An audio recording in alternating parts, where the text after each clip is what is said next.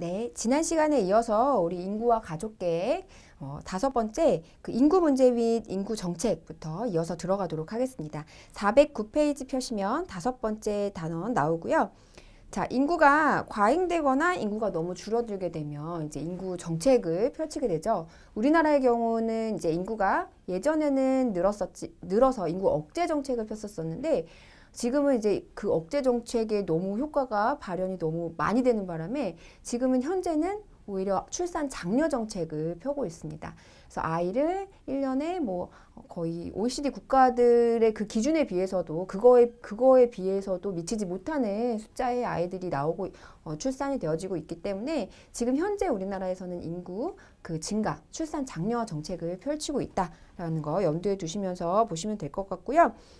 먼저 보시면 1번에 인구 문제의 보건의료적 측면 해가지고 나오는데, 자, 이거는 이제 거의 인구가 너무 많았을 경우에 문제점을 얘기를 하고 있어요. 그래서 우리나라하고는 지금 조금 해당이 안 되는 부분이긴 하지만 한번 보도록 하겠습니다. 인구 과다와 인구 밀집의 영향으로 식량 부족, 그 다음에 환경오염, 의료 혜택 부족 현상이 나타난다. 그리고 출산과 모자보건과 관련되어 다산과 짧은 출산 간격, 산모의 고령화로 모성 사망률의 증가, 출산 합병증 증가, 모성 질병 발생률이 증가, 미수가 발생, 영유아 사망, 영유아 질병의 증가가 문제가 되고 있다. 좀 인구가 과밀했을 때의 어떤 문제점들이라고 보시면 되겠고요.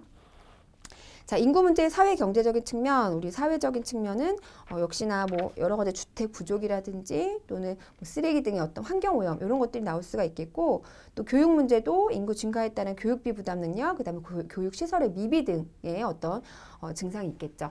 그래서 어렸을 때만 하더라도 초등학교 다닐 때만 하더라도 거의 막 40명, 50명, 예전 그 어르신들은 거의 뭐 60명, 70명까지도 한 반에서 수업을 했다라고 하는데 지금 현재 초등학교에서는 그런 모습을 찾아보기가 어렵죠. 그래서 거의 한 반에 25명 또는 안 되는 학교도 많이 존재를 하고 있고요. 그래서 교육 문제는 어쨌든 인구가 증가되면 될수록 교육 문제도 이런 교육 시설이라든지 교육비 부담 능력이 더욱더 많아지는 그런 문제를 일으킨다. 또 사회 적응 문제. 그래서 대가족에서 핵가족화되면서 노령인구의 생활 적응 문제, 또 미혼모의 신생아 문제, 여성의 사회 진출로 인한 이런 문제들도 생겨날 수가 있다. 또한 경제적 측면의 문제도 있을 수가 있죠. 그래서 인구가 증가할수록 비생산 인구, 그다음에 유휴 인구가 증가하고 결국에 소득이 감소하면서 생활 수준이 저하될 그럴 가능성이 높다라고 볼 수가 있겠고, 3번에 보시면 인구 도시 집중화 현상. 결국에 도시에만 일자리가 있는 도시에만 계속적으로 인구가 밀집해서 몰리게 되어지고 농촌에는 인구가 빠져나가게 됨으로써 경제활동, 경제 발전에 저하가 되어지고 결국에 도시의 소외계층은 더욱 빈곤하면서 교통난, 주택난, 교육난 등 여러 가지 문제점, 결국에 범죄로도 이어질 수 있는 그런 사회적인 문제, 경제적인 문제가 생겨나기도 한다라고 보시면 되겠습니다.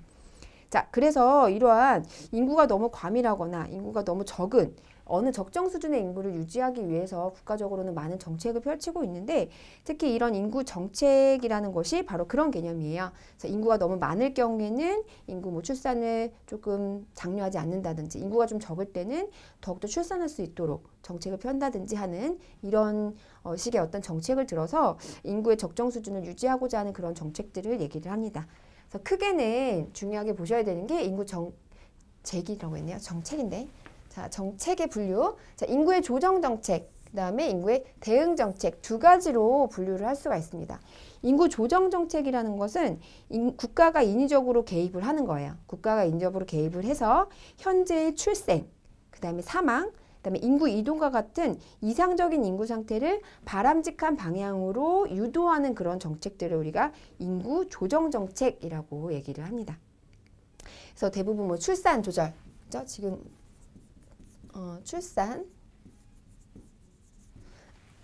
출산 조절이라든지 그다음에 사망 하는 거, 사망 어떤 인구 자질 관리하는 것들, 그다음에 인구 이동 이런 것들을 우리가 인구 조정 정책이라고 표현을 합니다. 그래서 출산 조절 같은 경우는 가족 계획 사업을 하는 거죠. 그래서 아이를 너무 많이 낳는다. 너무 인구가 과밀하다. 막 한 번에 막 60명, 70명씩 아이를 해서 교육기관도 부족하고 너무 사회적인 문제가 많다라고 한다면 가족 계획 사업을 해서 피임 교육을 한다든지 아니면 피임 어떤 기구들을 보급을 해서 아이가 더 낳지 않도록. 그래서 뭐 예전에 표 이런 것들이 있었잖아요. 둘만 낳아 잘 기르자. 뭐 이런 얘기들도 있었잖아요. 둘도 많다, 뭐 하나만 낳아 잘 기르자 이런 것도 있었고요. 그래서 그런 가족계획 사업, 그다음에 사회적 경제적인 지원을 출산 조절을 위해서 해주는 것 이런 것들이 있고요. 또 예를 들면 출산이 너무 미흡하다, 지금 출산이 너무 떨어지고 있다라고 한다면 여러 가지 난임 부부한테 지원을 해준다든지 아니면 뭐 둘째, 셋째를 낳았을 경우에 더욱더 혜택을 준다든지 하는 그런 정책을 펼치는 거 출산 조절, 인구 조정 정책에 속한다라고 볼 수가 있겠죠. 그 다음에 사막 및 인구 자질은요, 보건사업, 그 다음에 인력을 개발하는 것들, 이런 것들이 이제 인구 조정 정책에 속하고, 인구 이동은 인구의 분산 정책. 그래서 이동 같은 경우는 인구를 분산시키는 거죠. 인구를 지역 간의 인구 분포를 균형적으로 하기 위해서 국내 또는 국외로 인구를 이렇게 분산, 이동시키는 그런 정책들을 의미를 합니다. 그래서 예를 들면 어느 지역, 지방 같은 지역에 사람들이 잘 인구 유입이 없으니까 그쪽으로 가서 아이를 낳고 뭐 오랫동안 살게 되면 더욱더 많은 혜택을 주는 뭐 이런 것들도 인구 분산 정책의 하나다라고 볼 수가 있겠죠. 네, 두 번째 보시면 인구 대응 정책.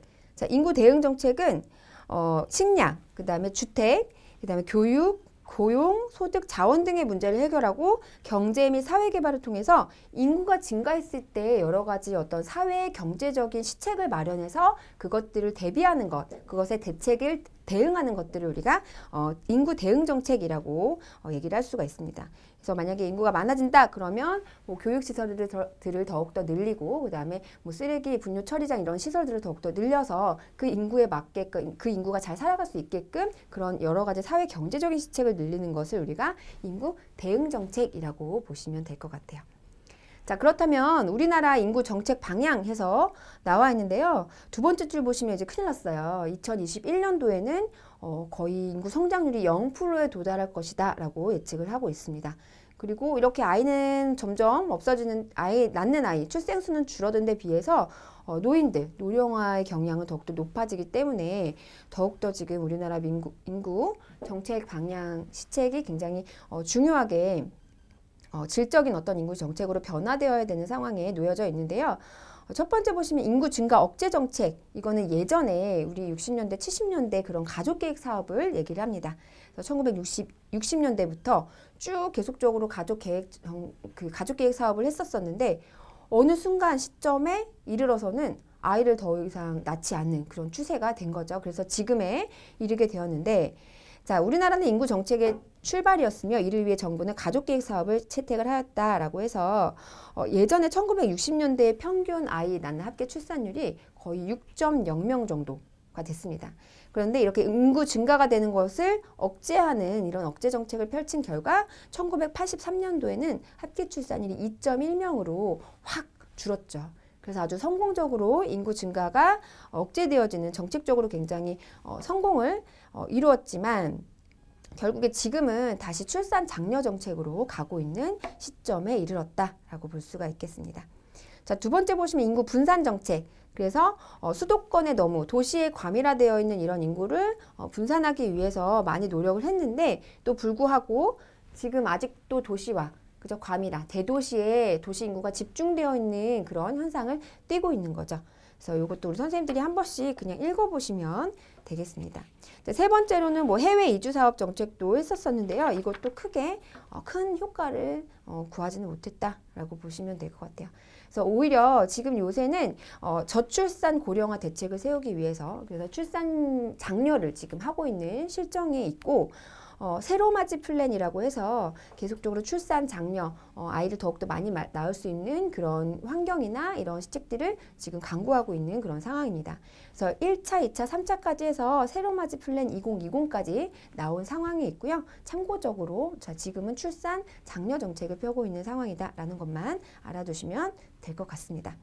자, 네 번째 보시면 이제 질적 향상을 위한 인구 정책의 방향인데요. 요령화에 따른 사회적 부담에 대한 대비하셔야 되겠고, 또 자녀의 질적 수준 향상을 위한 교육의 질적 향상, 또 취업 욕구 분출에 따른 고용 기회 확대, 그리고 핵가족화에 따른 빠른 진행에 따른 주택 수요의 폭발적 증가에 따른 대응, 그리고 국민 경제의 공급 능력 확충을 위한 자본을 형성하기 위해서 우리가 이 자본 형성하는 것이 질적 향상을 위한 인구 정책의 방향이다라고 볼 수가 있겠습니다.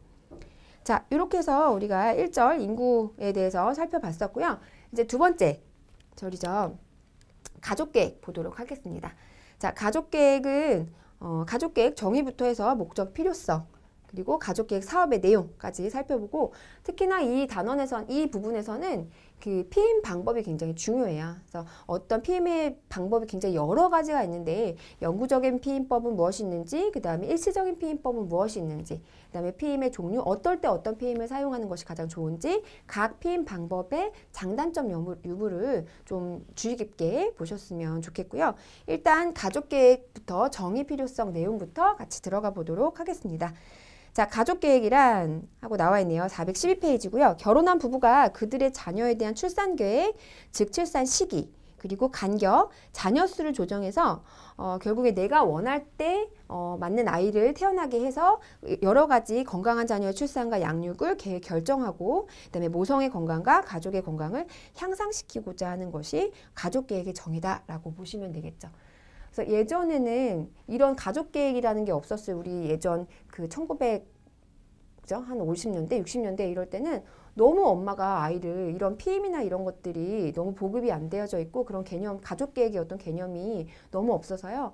거의 뭐 여성의 경우에는 거의 아이만 낳, 결혼하고 나면 아이 낳다가 결국에 또 아이 낳고 아이 낳으면서 돌아가시는 경우도 많고, 거의 자녀를 10명, 12명 이상 이렇게 낳는 경우가 많이 있죠. 그래서 그 해 하루 아기 낳으면 조금 있다가 또 아기를 가져서 또 다음 몇 년생으로 또 낳게 되고, 그죠? 1년 터울로 계속적으로 이런 식으로 아이를 계속 낳다 보니까 여성의 건강이 굉장히 안 좋아지는, 그죠? 회복도 되지 않은 채 또 아이를 낳게 되는 그런 모습을 많이 예전에는 볼 수가 있었습니다. 그러니까 이런 것들을 좀 막고자 우리 가족계획, 그죠? 가족계획을 지금 정의하고 또 그런 피임 방법에 대해서도 같이 배우게 되는 건데요.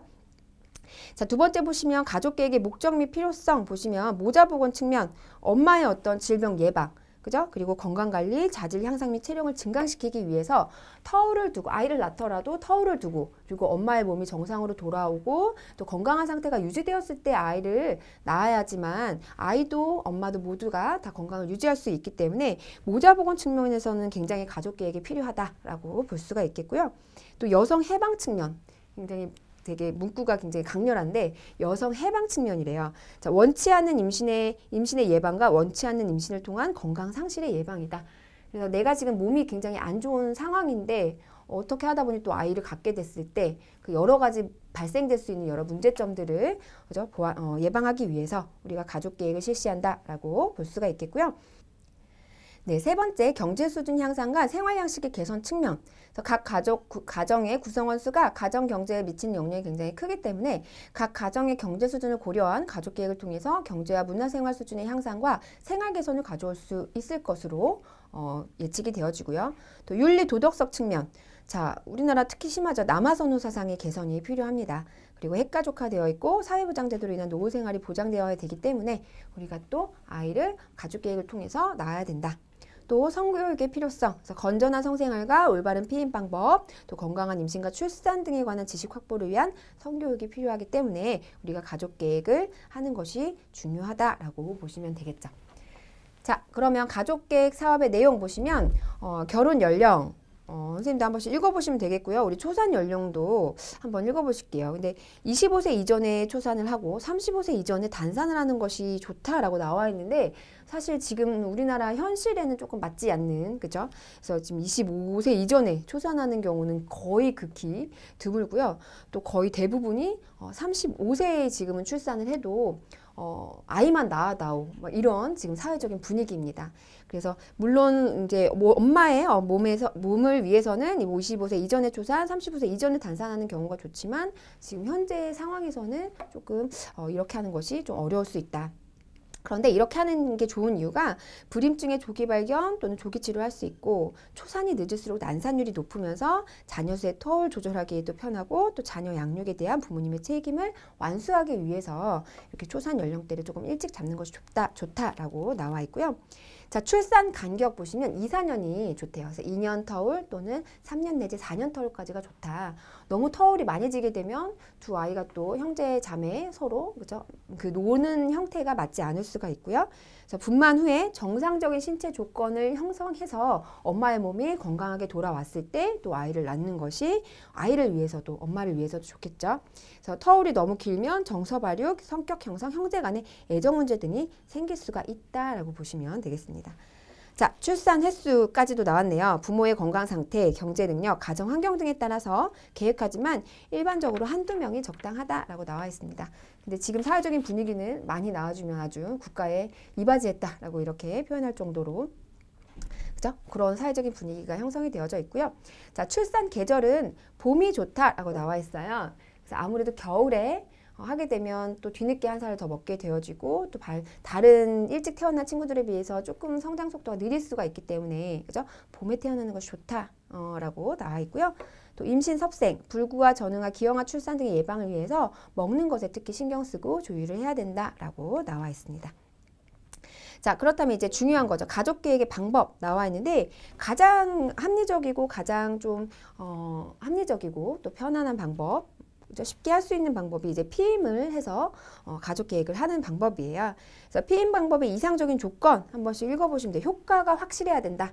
피임의 효과가 확실해야 되죠. 피임을 했는데도 불구하고 아이가 생겼다면 굳이 뭐 할 필요가 없겠죠. 그래서 절대적으로 확실해야 되고 그다음에 두 번째 보시면 안정성.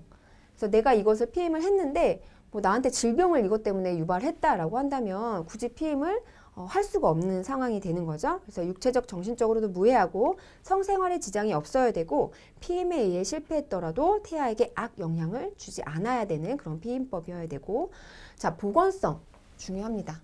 보건성. 그죠?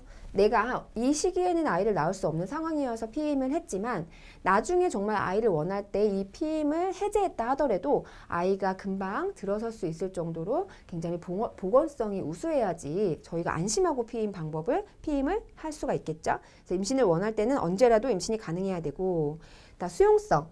이거는 쉽게 사용할 수 있어야 된다. 간편해야 되고 부자연스럽지 않아야 한다. 또 경제성은 너무 돈이 많이 들면 하기가 어렵겠죠. 그래서 경제적으로도 비용이 적게 드는 것이 중요하다. 자, 피임 방법의 분류 나와 있는데요. 지속성에 의한 분류 두 가지로 분류가 가능합니다. 그래서 영구적인 피임법이 있고 일시적인 피임법이 있죠. 그래서 영구적인 피임법 같은 경우는 이제 아이를 더 이상 정말 이제 낳을 수가 없다. 나 아이를 3명 낳았다.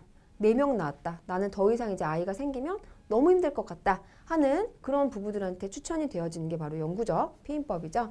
그래서 더 이상 이제 아이를 낳지 않겠다. 나는 아이는 이제 출산을 안 하겠다라고 하는 분들한테 하는 게 바로 영구적인 피임법이고 남성이 하는 경우가 있고 그다음에 여성이 하는 경우가 있습니다. 자, 남성이 하는 경우는 아무래도 정관수술이죠. 정관수술 뒤이어 나오는데요. 정관수술이 있고 여성이 하는 경우는 난관수술입니다.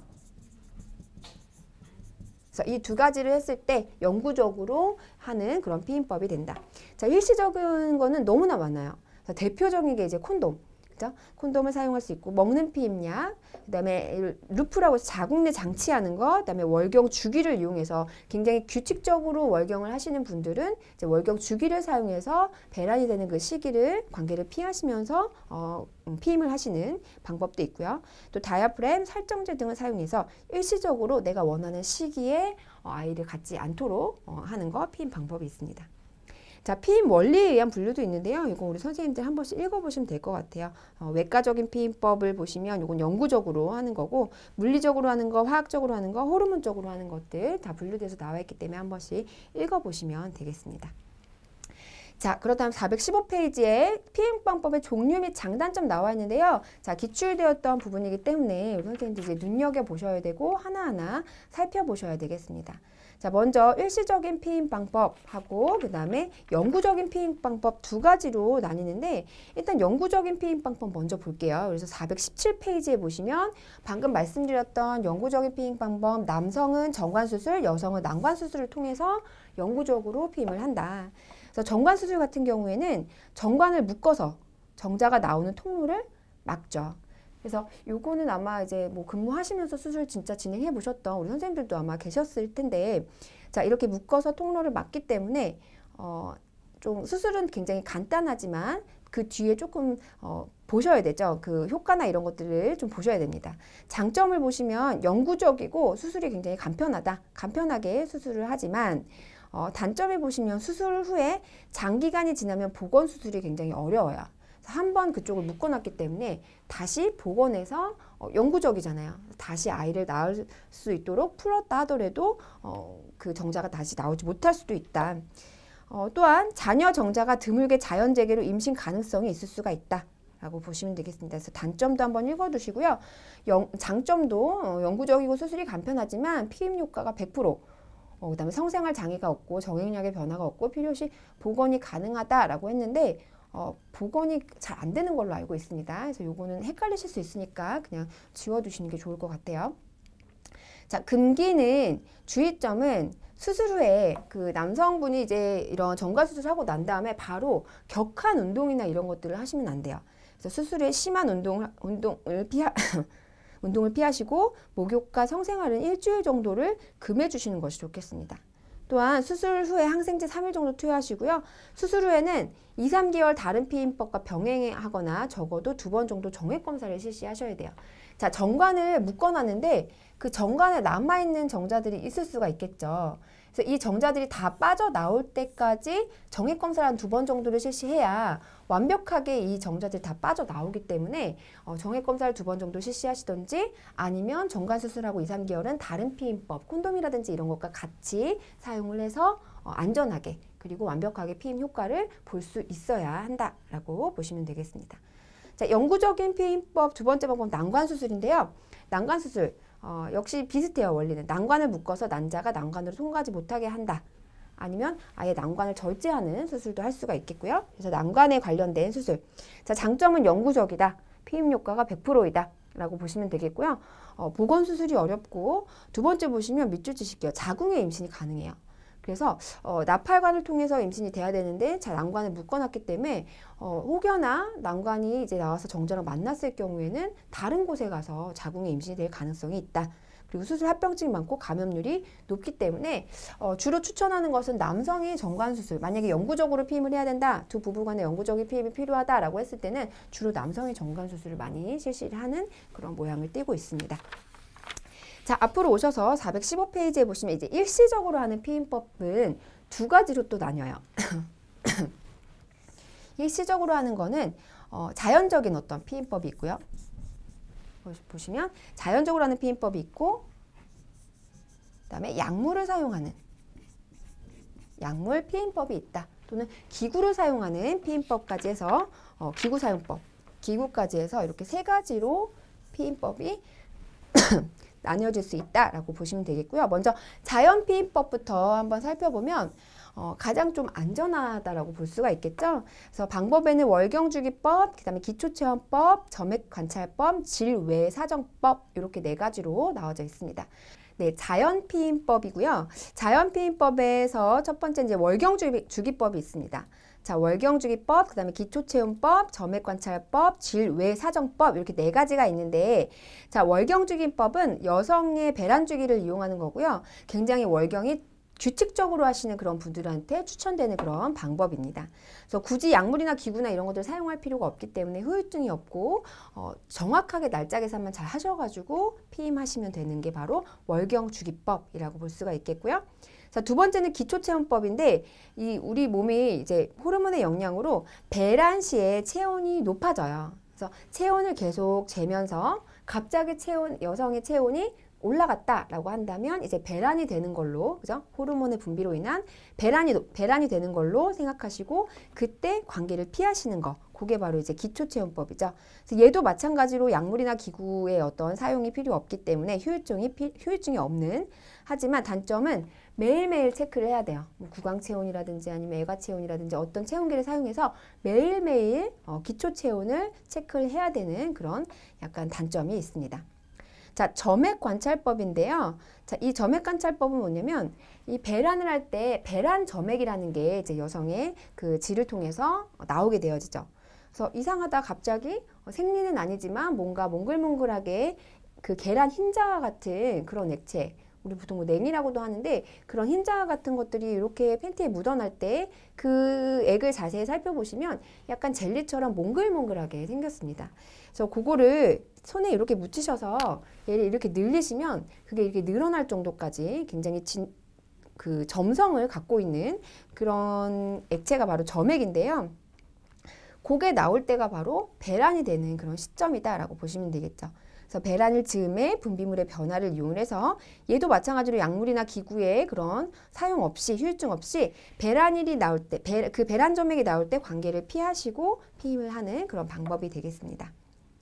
자, 질 외 사정법은 체외 사정법이라고도 하는데요. 남성이 사정 직전에 질 외에 사정을 하는 거. 그죠? 그거를 우리가 질외 사정법이라고 해요. 얘도 기구나 약물의 사용이 없기 때문에 굉장히 불편감이 없지만 남성의 자제력이 필요하고 또 어떻게 하다가 조금씩 그죠? 남아있는 액체나 이런 것들이 조금 들어갔을 때 임신이 될 가능성이 있기 때문에 100% 안전하다. 피임에 그 아이를 임신에 100% 안전하다라고는 볼 수가 없겠죠. 자, 이렇게 해서 자연피임법, 어떤 남성과 여성의 그런 생리적인 원리를 이용해서 하는 피임법으로 4가지를 소개를 하고 있습니다. 자, 일시적인 피임법 중에서 이제 나오는 게 이제 약물 피임법인데요. 약물 피임법은 뭔가를 먹는 거죠. 먹거나 또는 약물을 투여받는 거, 이런 것들을 얘기를 합니다. 그 중에 대표적인 게 기출이 되었던 부분인 경구피임량 별표를 치시고요. 먹는 거죠. 하루에 한 알씩 배란이 되지 못하도록 배란 되지 못하도록 약을 계속적으로 하나씩 먹는 거. 자, 호르몬을 조정하여서 난자가 만들어지지 못하게 배란을 방해하는 것. 자, 요게 바로 경구피임량의 어떤 원리라고 보시면 되겠습니다. 그래서 피임 효과가 굉장히 우수하고 그냥 여성이 조절하면 되는 거기 때문에 특별히 누군가의 어떤 도움을 받지 않고 그냥 약만 하나씩 드시면 되는 거죠. 자, 근데 단점이 있죠. 월경 이상이 올 수가 있고 부종기미, 그 다음에 반전, 두통, 무월경, 대하증, 오심, 체중증가 고혈압, 여드름, 발모증, 우울 등의 어떤 합병증이 있을 수가 있다. 그래서 뒤로 한 페이지 넘기시면 중요하기 때문에 포인트 박스로 정리가 되어져 있어요. 자, 경구피임약의 원리 보시면 배란 억제와 착상 억제. 그래서 2가지형으로 나와 있는데 21형이 있고요. 28형이 있습니다. 자, 21형 같은 경우는 월경 시작일로부터 5일째 날에 투약을 시작해서 21일간 매일매일 복용을 하는 거예요. 자, 그게 21정이고 28일형은 피임약이 21정이고 그냥 일반 비타민 같은 게 영양제가 7정이 들어져 있습니다. 그래서 어차피 매일매일 먹어야 되는데 먹지 않아야 되는 그 생리를 하고 있는 월경 시작일에 한 7일 정도를 안 먹게 되면 또 계속적으로 안 먹을 수 있잖아요. 놓칠 수가 있기 때문에 영양제 7정이 같이 들어가 있어서 얘는 투약의 중단일 없이 매일매일 그 날짜에 맞춰서 하나씩 투여하는 것이 바로 28일형 경구피임약입니다. 그래서 21형과 같은 방법으로 투약하되 영양제로 대치된 7일간의 연속적 투약으로 오류 없이 그냥 매일매일 하나씩 먹는 거죠. 하지만 그 약 안에는 7일 동안의 7정은 영양제로 들어가져 있는 그런 복용 방법이 되겠고요. 자, 복용 시 주의점. 중요합니다. 매일 일정한 시간에 빠짐없이 복용을 하셔야 되고 저녁 식사 후가 좋다. 만약에 복용을 잊어버린 경우 생각 즉시 복용하고 그날 분은 정해진 시간 안에 다시 복용을 해주셔야 되는 거고요. 자, 수유 중일 때는 분만 6개월부터 복용, 그리고 임신을 원할 때는 복용 중단하고 2개월 정도 다른 피임법을 먼저 사용을 하신 다음에 임신 시도를 하시면 되겠고, 첫 주기의 복용은 절대적인 피임을 기대할 수가 없기 때문에 피임약과 그 몸의 어떤 밸런스를 맞추기 위해서 첫 주기 정도는 다른 피임약도 같이 병행을 하시는 것이 좋겠죠. 자, 경구피임약의 금기증 별표 치시고요. 자, 이 경구피임약은 어떤 순환계계에 조금 장애를 유발할 수가 있어요. 그래서 좀 주의하게 복용하셔야 되는데 절대금기 환자 밑줄 치겠습니다. 자, 혈전성 정맥염, 그 다음에 혈전 색전증, 그리고 뇌혈관 또는 심혈관 질환이나 과거력, 그리고 현저한 간기능장애, 유방암이나 그 과거력, 자궁 내막암, 합병증이 있는 심장 판막 질환, 중증의 고혈압 등의 환자들은 순환장애를 일으킬 수가 있기 때문에 경구 피임약은 웬만하면 가급적 드시지, 금기 절대 드시지 않도록 하는 게 좋겠고요. 상대적인 금기는 35세 이상의 흡연자, 그 다음에 유방 악성 종양 의심될 때 급성 간질환 환자 등도 상대적으로 금기하는 그런 대상자들이라고 볼 수가 있겠습니다. 자, 경구 피임약을 금기하는 게 아니라 오히려 권할 수 있는 대상자가 있는데 이 권할 수 있는 대상자는 월경 주기가 불규칙한 여성들한테는 오히려 경구 피임약이 더 효과가 있을 수가 있다. 그래서 경구 피임약 권할 수 있는 대상자도 밑줄 쳐두실게요. 월경 주기가 굉장히 원활하게 원활한 게 아니라 불규칙하게 돌아가는 그런 여성들한테 주로 많이 공급이 되어진다라고 볼 수가 있겠습니다. 자, 경구 피임약 살펴봤었고요. 주사용 피임제. 자, 한 번 주사로 3개월간의 피임의 효과를 받는 거. 자, 주사용 피임제가 있고요. 이거하고 비슷한 게 그 아래에 나와 있는 피하 이식형 삽입제라고 해서 임플라논이라고 합니다. 얘는 피하 쪽에다가 주사를 아주 맥시멈하게 넣어놓는 거죠. 그 다음에 조금씩 그게 흘러갈 수 있도록 그래서 피임이 유지가 되도록 거의 한 3년 정도가 피임이 유지되는 그런 게 바로 임플라논이라고 보시면 될 것 같아요. 그래서 얘도 마찬가지로 배란 억제하고 호르몬을 조절하는데 출산이나 유산 시에 즉시 생리주기 1에서 5일 사이에 삽입하시면 되고 출산이나 유산 시 즉시 삽입을 해서 효과를 볼 수가 있다. 그래서 한 번 삽입으로 3년 정도 피임의 효과를 볼 수 있는 굉장히 장점이 있다. 우리 선생님 단점도 한 번씩 읽어보시면 되겠고요. 자, 살정제는 성교 전에 질 속에 좌약을 투입을 하는 거야.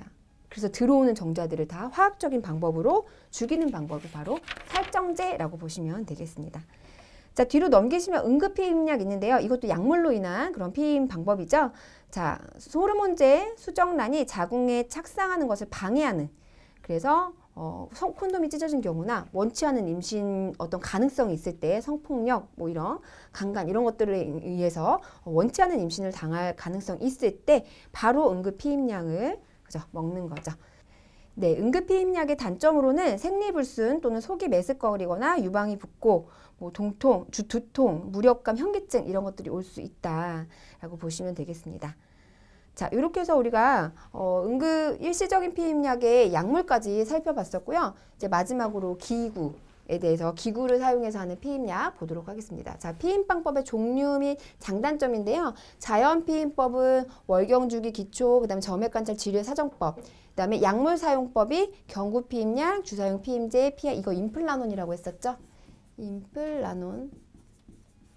한번 삽입한 다음에 3년 정도의 기간이 필요했던 유지가 되었던 살정제, 응급 피임약까지 어떤 약물을 사용해서 하는 그 피임약까지 지금 살펴봤었고요. 자, 기구 사용법, 기구를 사용해서 하는 피임법입니다. 자, 페미돔, 그다음 다이아프램, 그다음에 자궁내 장치, 콘돔까지 해서 기구 사용법도 한번 살펴보도록 할게요. 자, 먼저 페미돔을 보시면 페미돔은 여성용 콘돔이에요.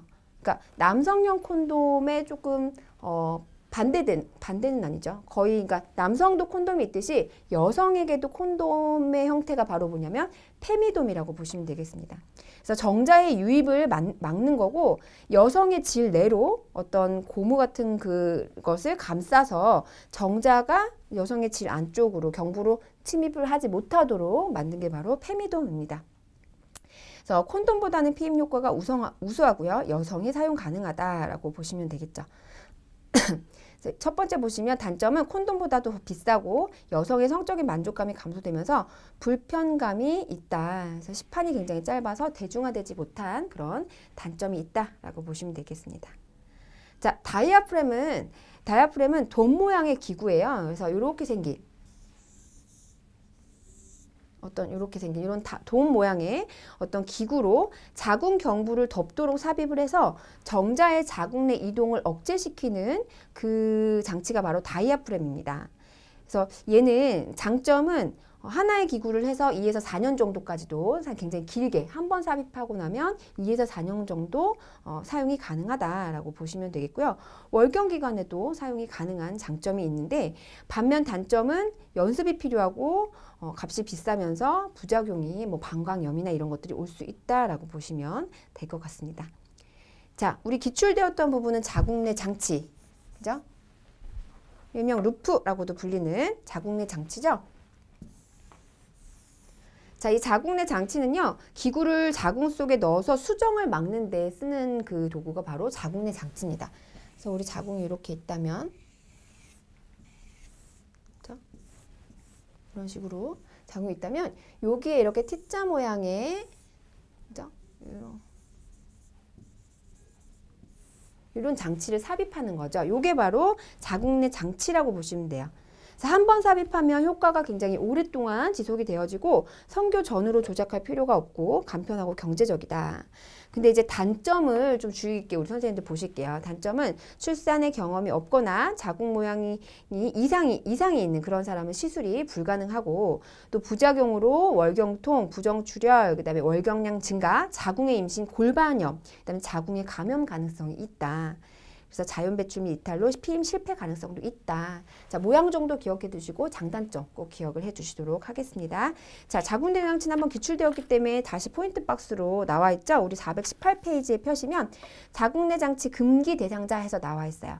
자, 임신의 경험이 없는 자, 그리고 골반, 자궁의 염증, 그 다음에 급성염증, 자궁의 기형, 종양, 생식기 종양이 있는 경우, 자궁내 장치 삽입 후에 부작용으로 다시 제거되었거나 완치되지 않은 사람, 그리고 과다한 월경량, 그 다음에 부정출혈, 자, 심한 빈혈이나 선천성 심질환이 있는 자, 성병의 기항력이 있는 자, 자, 이런 사람들은 자궁내 장치는 안 하시는 게 좋겠죠. 자, 그 다음에 자궁내 장치 말고 마지막으로 이제 콘돔입니다. 가장 이제 손쉽게 쓸 수 있는 그런 방법 중에 하나죠. 자, 요거하고 대비되는 게 아까 페미돔이었어요. 그죠? 콘돔, 페미돔. 하나는 여성용 콘돔이 바로 페미돔이다라고 보시면 되겠고, 자, 콘돔은 남성 성기에 고무를 씌워서 정자의 유입을 들어가지 못하도록 막는 거고요. 자, 역시나 원하는 대로 피임을 할 수 있고 여러 가지 경제적이고 구입이 용이한 그런 장점이 있습니다. 단점은 매회 새로운 것으로 교환을 해야 되고 남성의 협조가 필요하다라고 하는 거. 그다음에 사용상 부주의로 뭐 찢어지거나 약간 셀 수가 있겠죠. 그럴 경우에 임신이 가능할 수도 있다. 네, 콘돔의 금기사항으로는 콘돔 사용 시 발기 유지에 어려움이 있고요. 그다음에 콘돔에 고무 알레르기가 있는 경우에는 역시 사용할 수가 없는 그런 단점이 있는 거죠. 그래서 우리 피임 방법의 종류, 장단점, 특히 이전에 기출되었던 경구 피임약 또 자궁내 장치를 위주로 하셔서 장점과 단점 그리고 어떻게 삽입을 해야 되는지 또 삽입 기간은 어느 정도, 그러니까 피임의 그 유지 기간은 어느 정도가 되는지 정리를 하셔서 공부를 하시면 되겠습니다. 자, 여기까지 해서 우리 인구하고 가족계획 단원을 마치도록 하겠고요. 수고 많으셨습니다. 감사합니다.